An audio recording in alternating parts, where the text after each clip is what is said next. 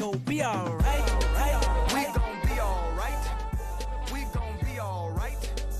Obviously, There's a covert material. CIA operative named on the thread, right? So I mean, Well, I withheld her name from this. They named somebody who's an active CIA officer in this thread, which is on Signal, again, a commercial app in which I'm watching. And I withheld it. I didn't put it in the story because she's undercover. But I mean, the CIA director put it into the chat. Jesus. Welcome back. You are listening to Lurie Daniel Favors on SiriusXM's Urban View, where talk empowers and becomes action. Jiminy Christmas on a cracker. This is a phrase I use often when I frankly I have no words. My words fail. And that's where we're at right now.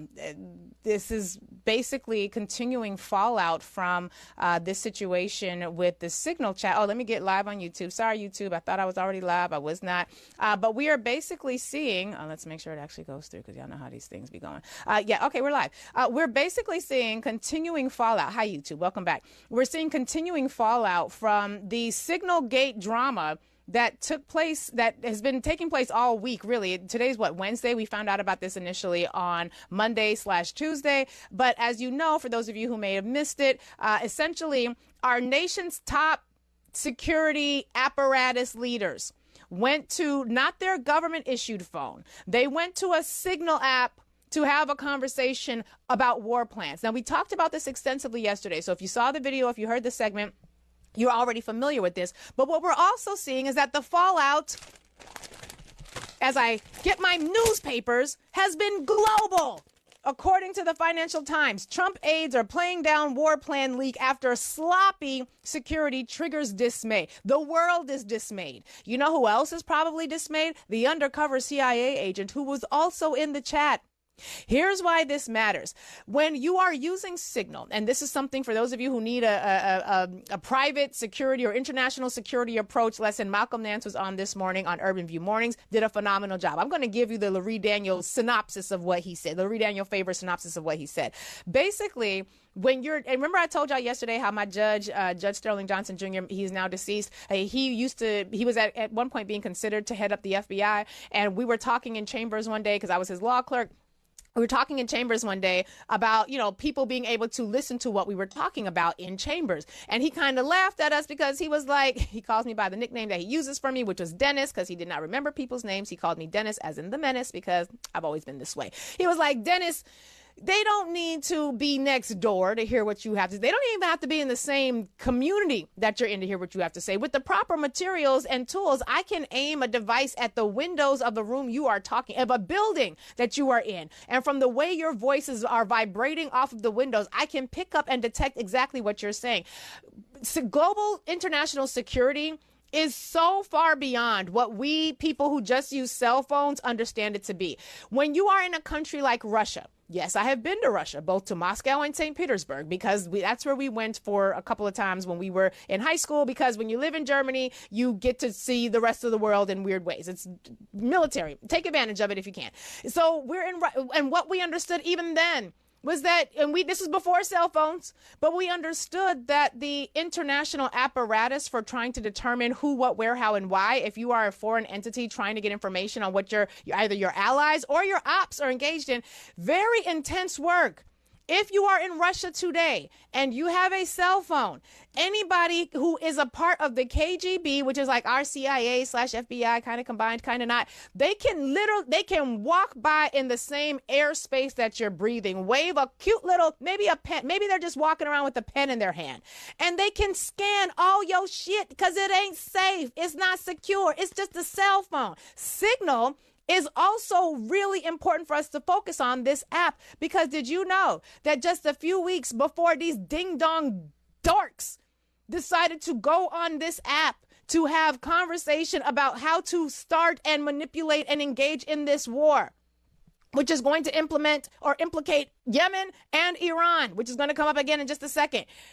They were on this Signal app, and they added to the Signal app one of the people who were handling negotiations with the Kremlin about the Ukraine. So there's an American in Russia who is going into Moscow, going into the Kremlin to speak with Vladimir Putin and the Russian counterparts about ending the war in Ukraine. Right before he enters the building, and we know this because of the investigative reporters who have tracked this all out, he is added to the Signal group with his private cell phone number.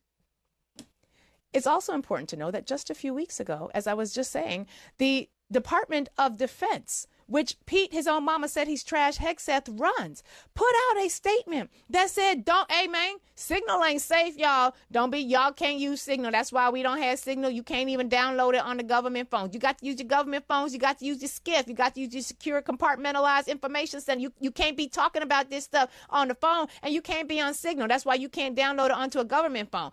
These idiots warned themselves that Signal was not safe. They said Russia on Signal. They said China on Signal. They said Iran is on Signal. They said, why are you on Signal? We can't be on Signal. We the government. I'm sorry. I'm using language that is stereotypically identified with blackness to convey stupidity. That is an error. My apologies. We don't need to use our government phones. We can use the private ones, even though we just told every goddamn body not to do it because it's not safe. You see how accents make a difference? They do. That's what's happening right now. And so as this man who is going into the Kremlin to negotiate with Russia, he takes his private phone that has just been added to Signal, and he is now in a building that is one massive spying device. Oh, and then he brings home, I just saw this in the reports, he brings home with him a painting that Vladimir Putin, the president of Russia, had put together specifically for Donald Trump. And this man who is there to negotiate about ending the war in Ukraine walks that painting onto the plane that was taking him back to the White House. He brings it into the White House. Did anybody who was on the Signal group decide, did they scan the painting? Did anybody check if the painting got any bugs? Is the paint on the painting listening to what y'all saying?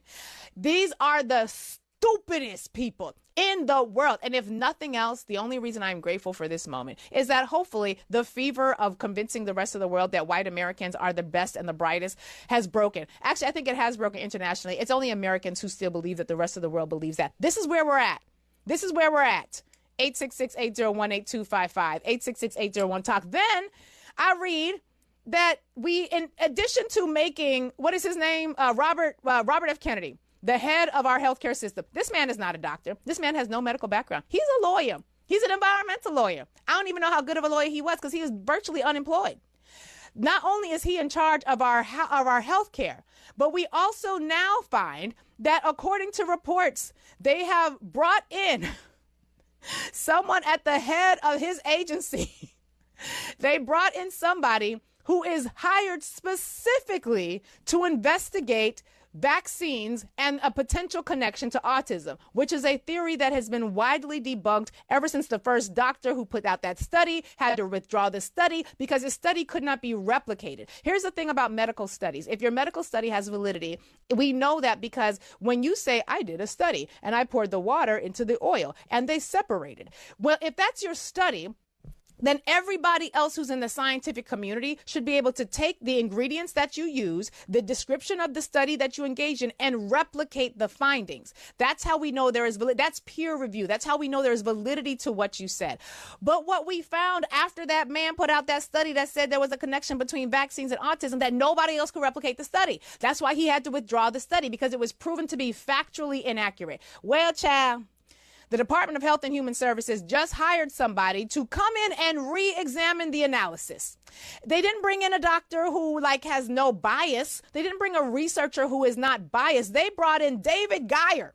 David Geyer is a vaccine skeptic who has a lengthy history of promoting false claims about the connections between immunization and autism. Could y'all just please go to Canada's CDC and sign up there for updates, because that's how you're going to know what's happening with medicinals. I get updates from the CDC in Canada now because I went to their website and I signed up. I get updates from the World Health Organization now because after America withdrew, thanks to these ding-dongs who are running the goddamn place, I was like, well, I still need access to healthy information. I still need to know what's going on with the rest of the world, because I knew that some something was coming back in January of 2020 because I was watching international news and I was like, what's happening in China? And it's been happening in China since the end of 2019. What the hell's going on? And how come now it's in France? Why it's in Italy? Oh my God. It's now it's in England? Holy crap. Which is why I was not surprised when they shut everything down. And I'd actually closed down my office 2 weeks before New York State shut down because I was like, this shit is coming. I want everybody to work from home for the next 2 weeks. Maybe this thing will blow over. It ain't blewed over yet. So there's that. But that's who they now have in charge of the processes for determining what's happening with our vaccines. Then, as I mentioned, this whole situation with the CIA agent is now in the group chat. I think I mentioned that part. There was an undercover CIA agent who was named and then put into the group chat of Signal, circling back to the top of the hour. Which means that when that man walked into the Kremlin with his phone that was connected to the Signal conversation and the people in Russia was like, look at this idiot. Look at this idiot. He just gave us all the information we need. You know, as soon as he left, they was on the phone. They was on the phone talking to everybody because that's how these things work. Oh, and I've said we're going to talk about the post office today. We're actually going to talk about the post office tomorrow and the dismantling thereof. There's a lot that we have to get to yet still in this story, in this conversation today. We have Representative James Tallarico, who's going to be joining us in just a minute to talk about the Texas state's effort to take over public education by defunding it and giving it to vouchers. Y'all, the news is newsing. The news is newsing. The fallout is falling out. And quite frankly, I've been flabbergasted. I have been so flabbergasted, my gaster has been flabbered. My flabber has been gasted. That is how flabbergasting all of this news is. So I want everybody to take a deep breath because I myself have this morning alone asked myself, like, how am I going to cover all this? There's way too much. This is too much to get to. Everybody take a deep breath. Go hug somebody that you love and who will not mind you hugging them and will give you consent to do so. And then you can get a hug back from them and then get connected, participate in organizations, join a group. If it's not the Brooklyn, I said the Brooklyn NAACP. If it's not the NAACP, Urban League, National Action Network, join an indivisible group, get active, get organized. Because one of the things that Malcolm Nance also said on air this morning when he was talking with Dr. Greg Carr and Lamont King was that in just a few weeks, don't be surprised if we at war with Iran. And thank you to the Nubian who dropped this information. It was the B-2 bombers that America has just moved 7 B-2 bombers off of the region, right around the region that borders Iran. They don't do that for play. That's a third of the B-2 bomber apparatus that America has. Then you got JD, junior varsity cheerleading Vance, and his wife going over to Greenland because America is going to try to take Greenland. I fully believe this, in addition to whatever it is they're going to try to do to invade Canada. This is how colonizers do. And considering that the entire country right now is in an uproar over the fact that the goddamn egg prices are too high, what's the best thing that an unpopular president who's got terrible policies that nobody likes can do to change everybody's mind? Go to war.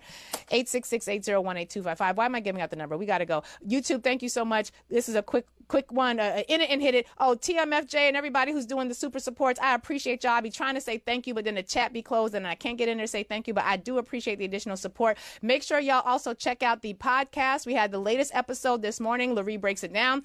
Y'all remember layaway? Mm-hmm. Well, now we got layaway for food delivery.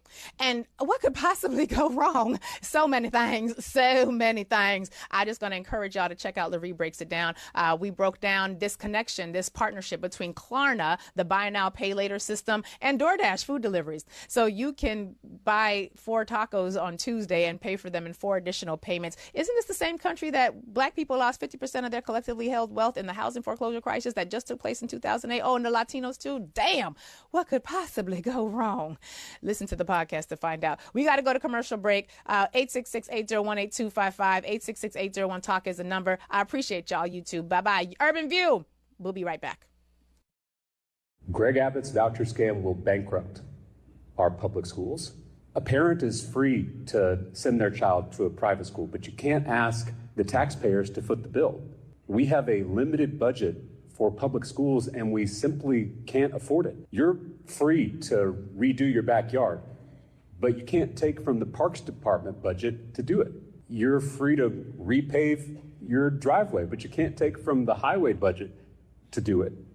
You're free to hire a personal security guard, but you can't take from the police department budget to do it. If we allow billionaires to raid our public budgets for their personal projects, we won't have parks or highways or police departments or public schools. Some things we do on our own and some things we do together. Public dollars are for public schools. Welcome back. You're listening to Lurie Daniel Favors on Sirius XM's Urban View, where talk empowers and becomes action. That was the voice of another one of the great representatives from the state of Texas. Between him and Jasmine Crockett, I'm like, okay, Texas, there is hope yet. That was Representative James Tallarico, a former public school teacher who was first elected to serve in the Texas House of Representatives in 2018. In addition to a variety of other accomplishments as a type 1 diabetic, he has also passed historic legislation to cap insulin cost copays in Texas at $25 a month and import low-cost prescription drugs from Canada. Hopefully that's still continuing. Representative Tallarico, it's a real pleasure to have you here. Thank you for joining us today. Thanks for having me. I've been following you for a while because I first came upon some video clips of you talking about the dangers of white Christian nationalism. And for people who don't know what you look like, you physically present as a white man. So I was very curious because it also seemed as though you had a real understanding of scripture. And so we don't often see folks from your demographic speaking that powerfully to downplay, but to really speak truth to power when it comes to the threats of a belief system like white Christian nationalism. And I've seen you do similar sorts of advocacy when it comes to school vouchers, which is that clip that one of many that we have of you that we just aired. Talk to us about your role as an elected official in the state of Texas and why, in particular, this school voucher is such a huge issue for you and how you came to your understanding as to the potential dangers of white Christian nationalism as a governing ideology. Yeah, well, before I was a politician, I was a public school teacher. I taught grade language arts on the west side of San Antonio. And I often say that teaching middle school is the best preparation for serving in the Texas legislature. There's a lot of overlap between those two jobs.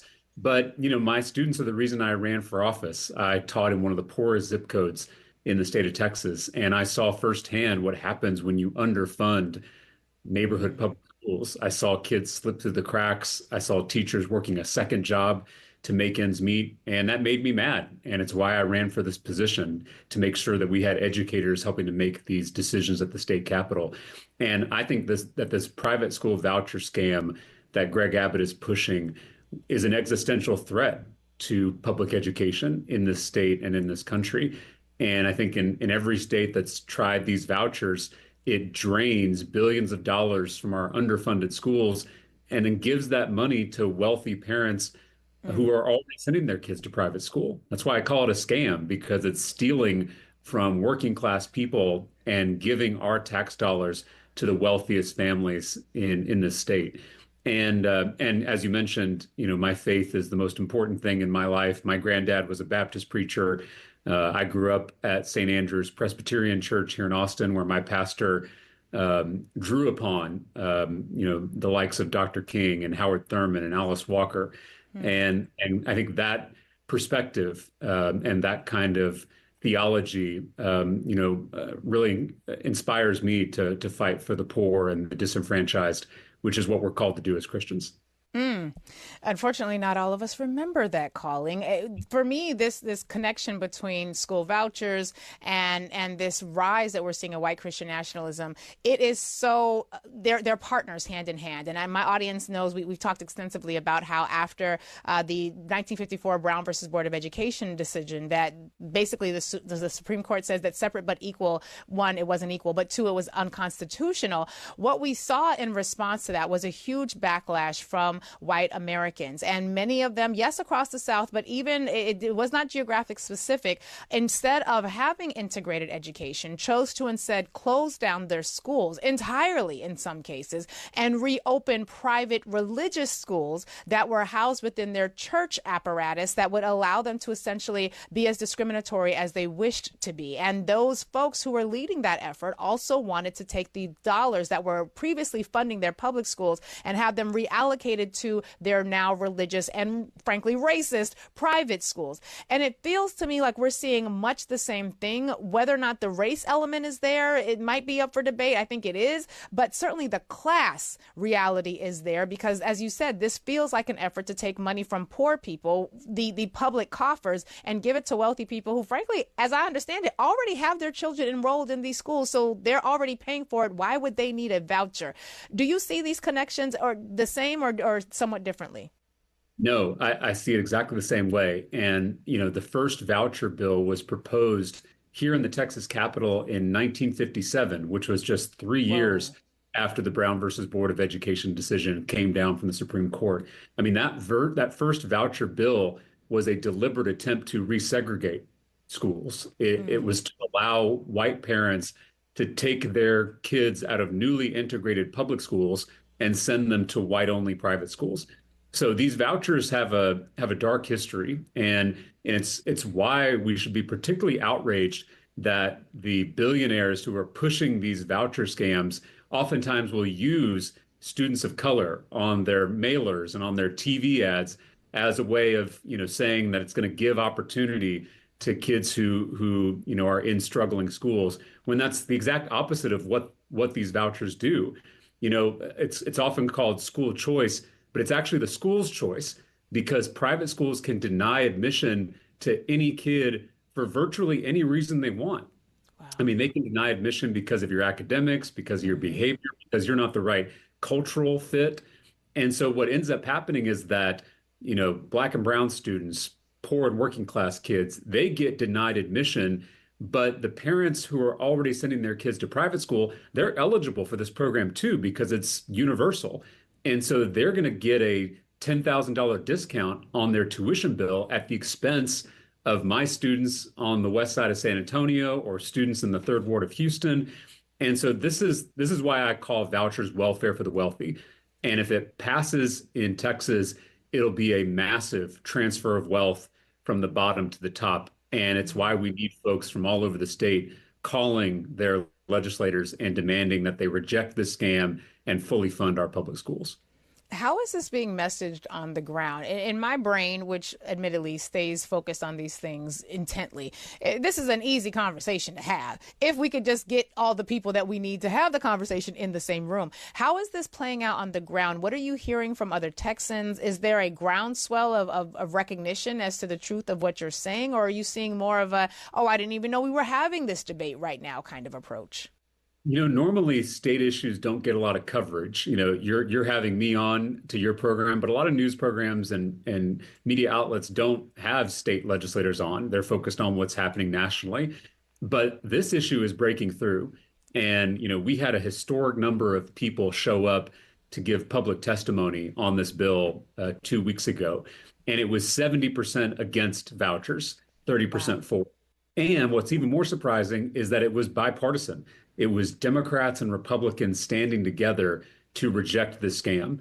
And that's true in the Texas House, in the lower chamber. Greg Abbott tried to pass this voucher scam in 2023, but a bipartisan coalition of urban and suburban Democrats, along with rural, small town Republicans, stood together and defeated that scam on the floor of the House.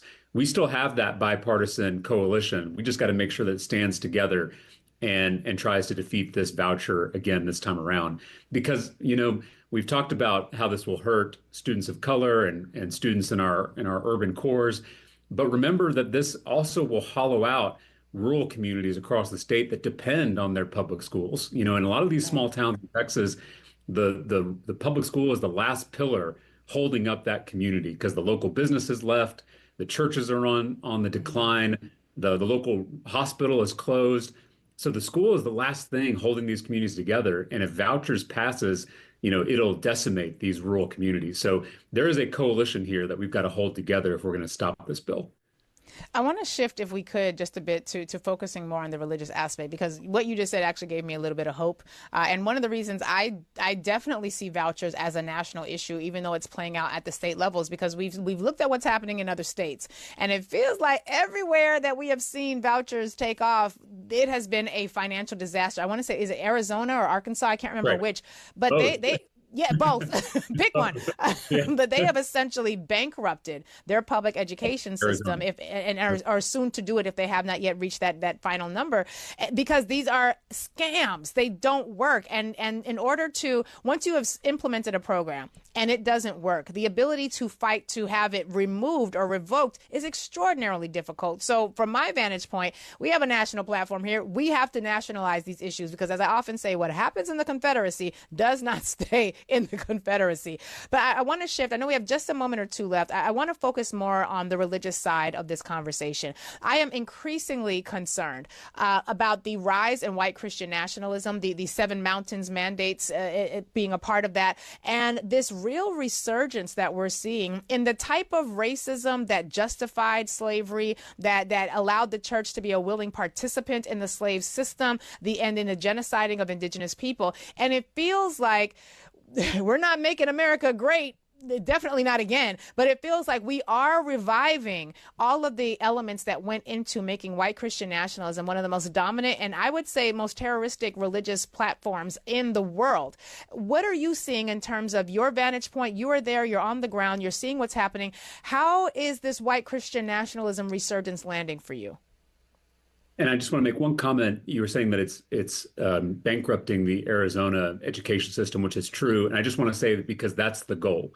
The billionaires that are pushing vouchers, their goal is to dismantle public education. And so I don't want us to miss that ultimate vision that they're working toward. And a lot of the billionaires who are pushing this are Christian nationalists. So Tim Dunn and Ferris Wilks are two oil and gas billionaires from West Texas who are increasingly controlling our state government. They are also Christian nationalist pastors. Your viewers are probably wondering how you can be a billionaire and a pastor at the same time, but these two It's guys, America. that's right. They seem to do it, and they don't preach a theology of universal love like the kind many of us were brought up with, like the kind many of your viewers are familiar with. They preach a theology of power, control, domination, and that is where this toxic theology comes from. And Betsy DeVos, who is a Michigan billionaire, former Secretary of Education, she's also funding this voucher scam here in Texas, and she says it's to advance God's kingdom. Those are her own words. And again, when I read my Bible, I know that God's kingdom is for the poor. And this bill actively steals from the poor to give to the rich, which is the opposite of what Jesus asked us to do. So my point is, every person who's listening to this program needs to understand that there is nothing Christian about Christian nationalism. It is a perversion of a beautiful faith tradition that inspired the likes of Dr. King and Cesar Chavez. And they're using our faith to accumulate wealth and power for themselves. And this is not about following Jesus. It's about pursuing power. And that has been true throughout history, right? Whether it was Connor, whether it was Adolf Hitler, all of these folks used Christianity to accumulate wealth and power for themselves, whether it's economic power, political power, or social power. And so I define Christian nationalism as the worship of power in the name of Christ, because that's really the idol that Christian nationalists worship. It is this power that they are pursuing with such ruthless efficiency. And so it is incumbent upon Christians in particular to speak out against this perversion of our faith and this subversion of our democracy. We have a lot of work to do, and I really wish this were not a national issue. I really do. I really wish this were some small, low-level issue that was being easily dismantled. But those names you dropped, those billionaires, they are powered by a lot. It is not the anointing or the power of the Holy Ghost, but they are powered by a lot of wealth and resources, and that means the people power is going to have to matter that much more. For the people in the state of Texas, is there a specific number that they can call to get access to their representatives when it comes to this voucher issue, or do they have to contact their specific representative directly? You can call the State House of Representatives and tell them where you live, and they will direct you to your state rep and your state senator. But I will also plug a website. It's called don'tdefundmyschool.com. Don'tdefundmyschool.com. And what's cool about that website, if your viewers go on there, they can type in their local school district, and it'll show you how much vouchers will drain from your local school district. Wow. And then it gives you instructions on how you can call your representatives and demand that they reject the scam. So I would encourage anyone listening or anyone watching to go to don'tdefundmyschool.com and get involved in this fight, because the margin is razor thin in the Texas House. Every phone call, every email will matter. And we desperately need folks from all over the state of Texas to speak out on this bill, not just for the 5.5 million school children in Texas, but for the millions of school children around the country, because what happens in Texas oftentimes goes national. And if we can stop it here, we can stop it from hurting students across the country. Now, is this a Texas-specific website? Because I'm trying to find out what's happening in Yes. Brooklyn. Like, okay, so we gonna need an. Yeah, unfortunately, the Texas-specific website, that's where the most urgent fight is right now. But, I would encourage folks in other states to get involved with their education organizations, with their local PTAs, their local teacher associations, retired teachers, and make sure that this doesn't happen in your state because it will be coming to a school near you. I just typed in the Houston Independent School District. We've had Representative Lauren Ashley Simmons on several times. And yeah, if that voucher program is implemented in Houston, it would drain $75,468,941 from the local schools, which leads to 1,408 fewer teachers, 1,509,378 fewer library books, and a projected increase of teacher to student ratio of 7.3%. Representative Tallarico, it has been a real pleasure to have you here. I hope we can get you to come back because I think your voice is going to be really increasingly necessary considering the challenges that lie ahead. Thank you so much for being with us today. Thank you for having me. 866-801-8255, 866-801-TALK. That is the number. Folks, what do we think about this? That is a gentleman who is doing the Lord's work in the government's house. And we need more elected officials like that. The Jasmine Crockett's, the Ayanna. These are folks who are standing up and using their voice, and they need to have a national platform. I know Congresswoman Jasmine Crockett is now on the national level, but we need to make sure that we are clear that what's happening at the state level really does matter because it is going to come to a state near you. Let's get some calls on the line. And y'all need to support James Tallarico. He's doing some things. Follow him, support him. Texas, send him some coin because, elections have consequences and financial consequences are part of that. We want to make sure that he is able to continue doing his work. Let's get some of your voices on the line. Let's go to Martin in Pennsylvania. Thank you for calling, Martin. What would you like to say this morning? Hey, morning, Lurie. How you doing today? I'm doing all right. Good. I just heard the gentleman speaking, and he was really speaking truth. I just want to let your audience know that America has always been this is how America's always been. I feel like there was a brief period after World War II that was an anomaly where the elites threw the working class a bone. And we're just reverting to what America's always been. And it's really going to take the working class and the poor and the working people to put pressure on the elites to, concede and give us things. There were labor wars in the 1930s and 40s, actual bloodshed that scared the elites, that forced them to, concede and give us some sort of reforms. And I feel that's what it's going to take to get America out of this funk and throw the working class a bone again as they did in the 40s and 50s. I just wanted to get your thoughts on that. It's so interesting that you say that because we're in a moment right now where I'm starting to see news reports there was one elected official in particular. His name's escaping me at the moment. Amina, I thought I'd sent the video clip of it in, but I don't think I actually did. But this was a representative at a town hall who was basically saying we need to have a general strike. Like nothing else is going to resolve this because it's an impasse right now. When James Tallarico responded to what I said when I said it felt like they're trying, when I talked about the fact that they are bankrupting the public school system, and he said, yeah, that's the plan.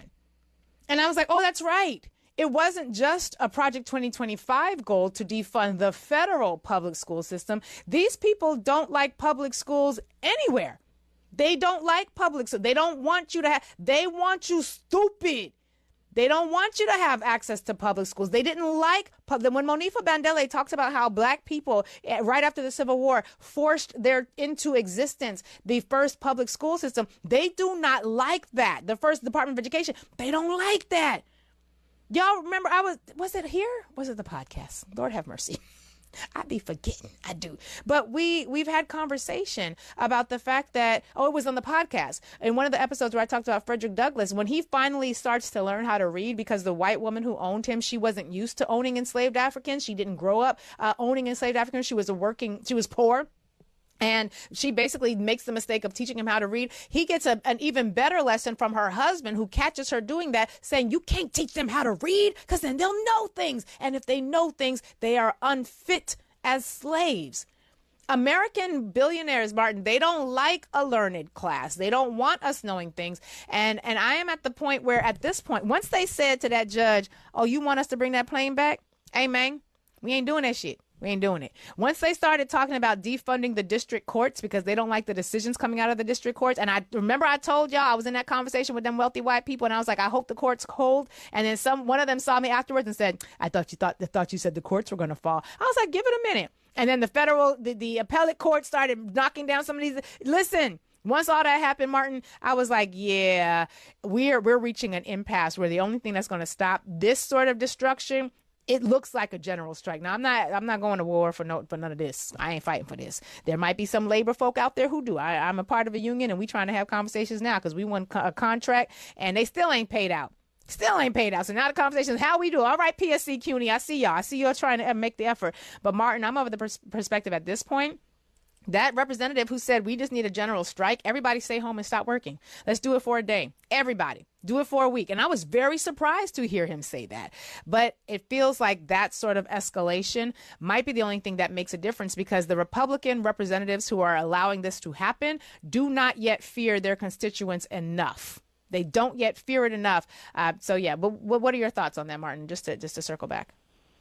Yeah, I mean, my thoughts we're eerily reminiscent of the 1920s, where you know the whole Klarna thing, putting Chick-fil-A on Klarna. It's the same thing as having 10 and 12-year-olds work. Yeah, DoorDash. It's the same thing as 10 and 12-year-olds working in a sweatshop in the 1920s. We're going right back to that, and you have to constantly put pressure on the elites, or America's just going to revert to what America's always been. It's funny you say that, because I just saw a report. I didn't get a chance to incorporate it into our conversation today, but I just saw a report that said now there are certain states that are looking to loosen their child labor laws so that they can have replacement workers for the migrants who have been deported. Martin, your fingers right now are on the pulse of where this thing is headed. Thank you for being a part of the Call-In family, because these are exactly the things that we have to worry about. Let's go to Willie in South Carolina and then Ginger in Houston. Willie, you're on the air. Thank you for calling. Hey. Good morning, Lurie. How Good you morning, doing? Lurie. Yes, thank you. Good morning. Yeah. Welcome. Lurie, yeah. I was just thinking about the whole issue with the security breach of them, making war plans over unsecured channels. And the thing about this administration, and we know President Trump, he seems to be, he is a very narcissistic person. His ego, you have to feed his ego. It's like putting the ego in a bag with holes in it. He never gets enough. So, like yesterday during that press conference, when they asked Mike, is it Michael, the security? Oh, Mike Waltz. Mike Waltz, when they asked him about going through Signal, he reverted to praising President Trump. It's like they always, no matter what they do, they make sure they give President Trump praise, because they know that feeds his ego and they can slide on by. I think you're correct. This is one of the reasons why it has felt a little weird to me that there are not massive calls for Pete Hegseth to resign. Tulsi Gabbard should resign. I expected to see, and maybe the Democrats are saying it and I'm just not seeing it. I ain't seen it, and I'm paying attention. So if I ain't seen it, these mugs ain't saying it loud enough, and they ain't saying it in the spaces that matter. But I'm like, where are the calls for resignations? Like this is like that, because that you think Mitch McConnell wouldn't be calling for the Republicans, right? They would have been had some sort of hearing, some sort of something. But feeding that ego, it's an unforgiving beast. That Trumpian ego, and it's a type of beast that can destroy a nation, and it'll burn down a nation rather than humble itself to realize that it is the wrong leader for it. It would rather burn that thing down. Willie, thank you so much for that. I appreciate you. Ginger in Houston, thank you for calling. What would you like to add to our discussion this morning? Hey, Sarah. Hey, how are Sarah. you? I'm all right. Hope you are too. First of all, this is important. You fabulous. Oh, thank you, girl. So are you. You dope. Now you amazing. Thank I you, love and this. I know. Yes, and I do know as well. Secondly, I want to continue the discussion on education and Representative Tallarico. Yeah. Right. So I'm a Houstonian. My son is in a HIC school, and I've corralled enough parents for us to start our own homeschool cooperative in the fall. That's a minute. That's round of no. You really are fabulous. Hold on. I mean, that's round of applause worthy. Hold on, right there. No, but it ain't even really like that. Cause it's like, what else am I gonna do? Like, I think I was motivated. I don't know if that movie American Primeval or that series came out before or after the election, but I was thinking in terms of that. I knew that the troglodyte was going to win in October, so I started preparing and thinking like a person that's a settler. And when I saw that series, how gangster she had to get with it, you know. What's the name of this series? I need to watch it. What is this? Oh, about the Mormon War, girl. What? Girl, the Mormons, honey. Child, that's a whole other. You know American. what? I'm about to watch that. No, it was because she's this. It was a white woman traveling with her son through this Wild West situation, and the Mormons were stealing stuff from the indigenous. It was incredible story, but it was more about this woman, how she was raped, she was beat, you know, running with her son. It was crazy. But that's what we doing right now, right? That's what we're doing right now. I'm literally doing that right now. And so, and I told the screener, I was like, everything, the way he broke it down, it brought tears to my eyes. I understood it like that, but he broke it down like, okay, this is really bad. But all I can do is vote for the best, but I must prepare for the worst. Yeah. And in prepping for the worst, when you said 75 million, first of Mickey Ficky all, because I'm not potty mouth right now. First of Mickey Ficky all, 80% of these schools in Houston are occupied by people from my community. Right. Okay. And we know exactly which community it is. Okay, so let's just, and that's a rough, let's just say 65%. 65% is 75 million. Girl, what? Okay, stop. Okay, we're going to take it down, margin for error, statistics. Let's just say only 30% of the family is going to even have access or have enough knowledge to access this money. Then, okay, so 30%. At any rate, even if you went down to 12% of 75 million, it's enough of us that know how to create some sort of apparatus to receive that money and support more homeschool co-ops like mine. And I did it. I spoke to you, Lurie. This is Ginger from Brooklyn. Yes. I did it. So we opened that school before Nzinga turned 5. We had 9 months. Wow. We went to the Buddhists. I went to the church. I walked that community. I drank a whole bunch of rum and peaches, and I got that building open. Okay, and we did that not under this was in an Obama situation. So if all of the millennials and Gen Z, y'all can create platforms, and you get all the followers talking about your lip gloss. Help us come up with an apparatus to manage this, to receive this money. And disseminate it, and we need to get out the big school buildings anyway and move to go back to the Little Red House, you know. So you're saying, I just want to, because I want to close the circle, because I know I have some of the background knowledge on Free Book and some of that information.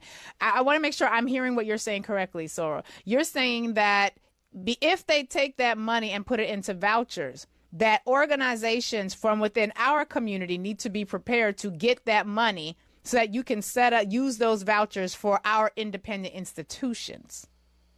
Yes. Lurie Voucher Receiver, Inc.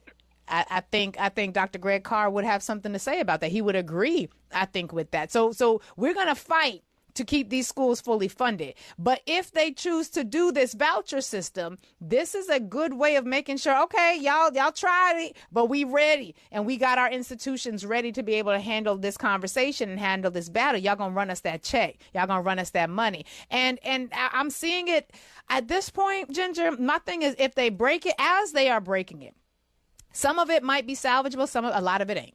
And that's okay, because if we have people like you who have you built schools, you have already built an educational institution, you have you know what needs to happen, you know who the people need to be, you know what positions need to be filled.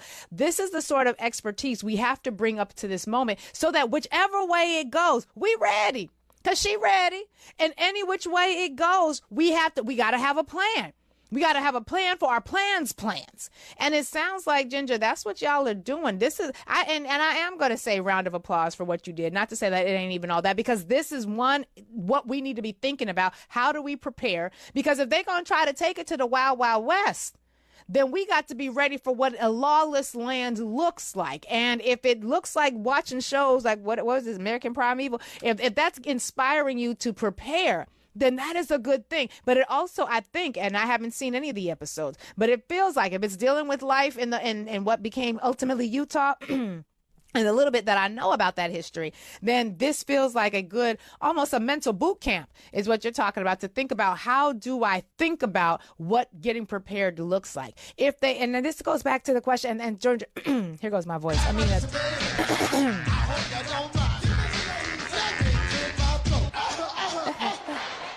thank you for that, Amina.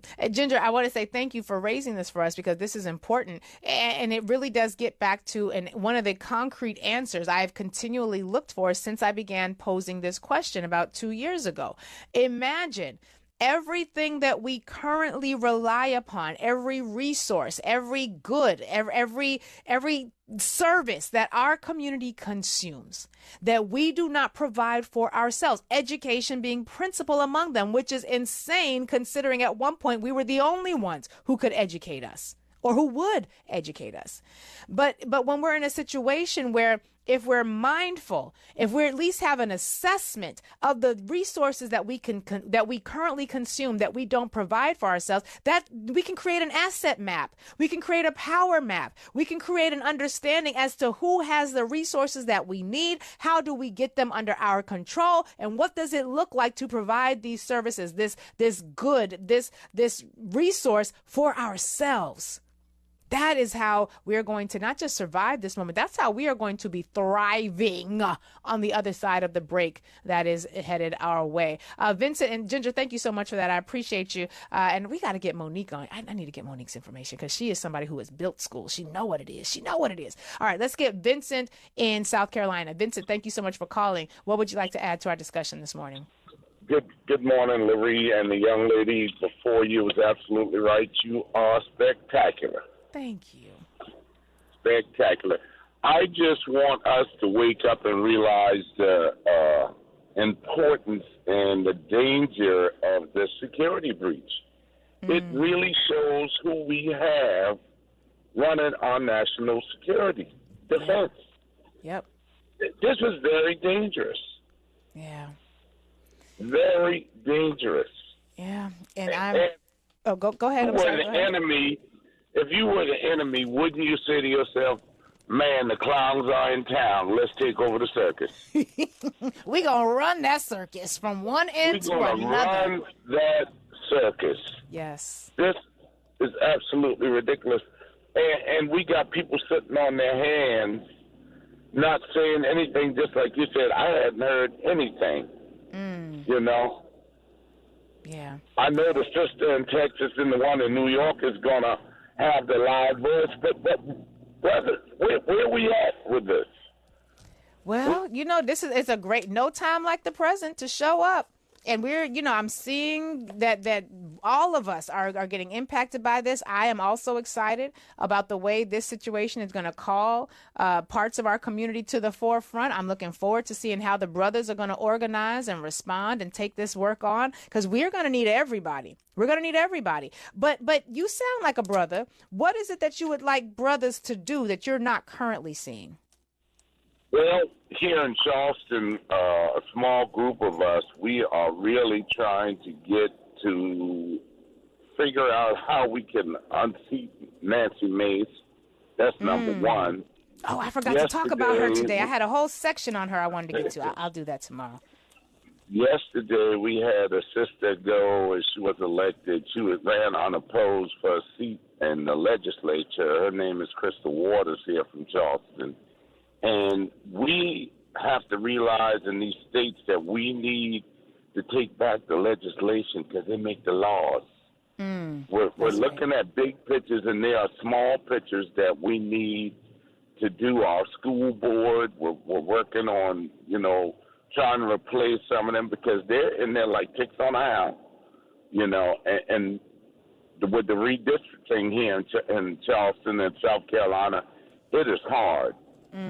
Yes, you guys are dealing with some redistricting destruction out there. But I appreciate you raising this for us and calling in even more brothers to participate in doing this work. And one of the things that you mentioned that I think we cannot overstate, and I actually wish I had been a bit more intentional and forceful in this when I was a little bit earlier in the conversation, the danger that this puts this nation in. We already have outfits like Moody's who are talking about the deterioration of United States finances. They've said that fiscal weakening will likely persist even in very favorable economic and financial scenarios because one flew over the cuckoo nest. The inmates are running the asylum. We also have articles talking about how there is now an escalation in the nuclear arms race because there are a lot of doubts over the United States being stable. There's a lot of concern. You have massive investment taking place right now in European nations because they're like, what we cannot do is trust the Americans. You got France building up its capacity to provide weapons so that they don't even have to rely on America for anything because the rest of the world is moving forward. The questions we have to ask ourselves is, how are we moving? Because we moving forward, child. We ain't staying back here with these knuckle-dragging, troglodyte, non-knowing nothing, prioritizing stupidity because their egos get in the way of them actually learning how to humble themselves and learn from people. We ain't staying here with them. And I don't mean necessarily physically. I mean, we're not staying in this backward rut, this destruction-driven reality that they like. That ain't us. And they not like us. So we got to figure out in the wild, wild west of the American future, talking about the 1920s, we back in the 2020s. Remember, we had Dr. Jason Johnson on, and he talked about the fact that this is a pattern we're going to see from the 2020s until the 2060s. We're entering the wild, wild west. What does survival and thriving look like when the inmates are running the asylum?